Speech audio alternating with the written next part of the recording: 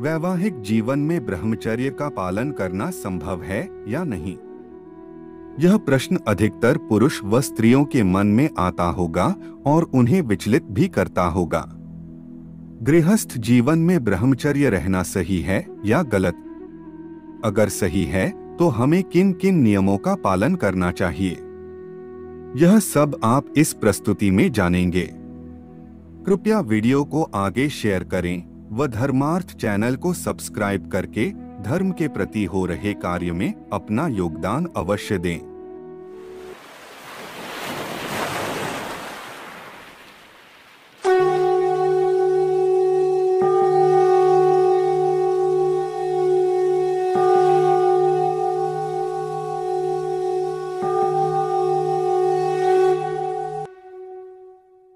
सर्वप्रथम हमें जानना होगा कि ब्रह्मचर्य का वास्तविक अर्थ क्या है। ब्रह्मचर्य अर्थात मन वचन काया के द्वारा किसी भी प्रकार के विषय विकार में हिस्सा नहीं लेना या उसे प्रोत्साहन नहीं देना है। आप विवाहित हैं या नहीं, उससे कोई फर्क नहीं पड़ता। जो यह समझना और सीखना चाहते हैं कि ब्रह्मचर्य का पालन कैसे किया जाए, उनके लिए ज्ञानी पुरुषों की अद्वितीय दृष्टि एकमात्र उपाय है। साधारणतया पत्नी से दूर रहने से नारी जाति के प्रति वासनामय विचारों की सृष्टि होती है। दूरी में सदैव एक आकर्षण रहता है जो समीपता में नष्ट हो जाता है। जिन्हें दाम्पत्य जीवन प्राप्त नहीं है, उन्हें वह अप्राप्य वस्तु बड़ी आकर्षक और सरस दिखती है तथा उसकी प्राप्ति के लिए उनके मन में बड़ी घुड़दौड़ मचती रहती है। किंतु जो पति पत्नी साथ साथ रहते हैं, वे यदि चाहें तो स्वाभाविक और सरल जीवन व्यतीत करते हुए उन विकारमय विचारों से सरलता से बच सकते हैं। पति पत्नी यदि वासना पर विजय प्राप्त करते हुए संयमशील जीवन बिताए तो वासना के स्थान पर एक अत्यंत शक्तिशाली आध्यात्मिक तत्व का आविर्भाव होता है, जिसे पतिव्रत कहते हैं। यह तत्व दाम्पत्य जीवन की पूर्णता, पारिवारिक सुव्यवस्था, उत्तम संतति एवं आत्मशांति के लिए बहुत ही उपयोगी एवं आवश्यक होता है। यह तत्व मानव जीवन की एक अपूर्णता को पूरा कर देता है। आपने देखा होगा कि पौराणिक काल में ऋषि मुनि जनों के पुत्रों में असीम शक्तियां होती थी। कोई महाशक्तिशाली होता था तो कोई महाविद्वान। उनके विद्वान या शक्तिशाली होने का कारण ऋषि मुनियों की कठोर तपस्या ही है। तपस्या केवल नाम जप करना नहीं है, बल्कि ब्रह्मचर्य का पालन करना भी तपस्या के अंतर्गत ही आता है। जैसे कश्यप जी की 10,000 वर्ष की कठोर तपस्या से उन्हें गरुड़ जी जैसे ज्ञानी व विद्वान पुत्र प्राप्त हुए, ऐसे ही अगर आप 6 या 12 माह तक ब्रह्मचर्य का पालन करें और निर्धारित समय अवधि के पूर्व संतानोत्पत्ति के संदर्भ में विचार करें, तो आपको एक गुणी पुत्र या पुत्री की प्राप्ति होना निश्चित है।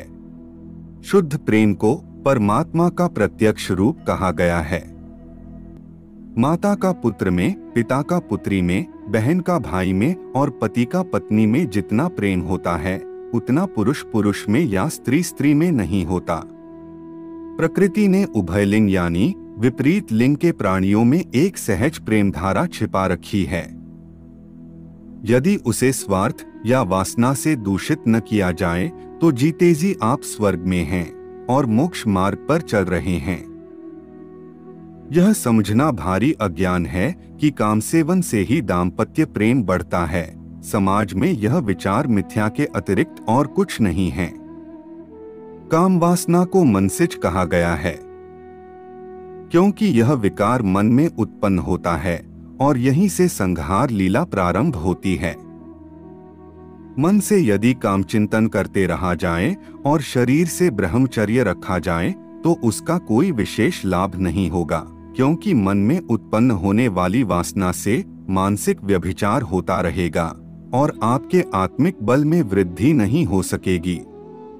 उसके विपरीत यदि कोई व्यक्ति साधारण गृहस्थ धर्म का पालन करता है और मन से निर्विकार रहता है, वह व्यक्ति साधारण कहा जाता है और उच्च श्रेणी में गिना जाता है।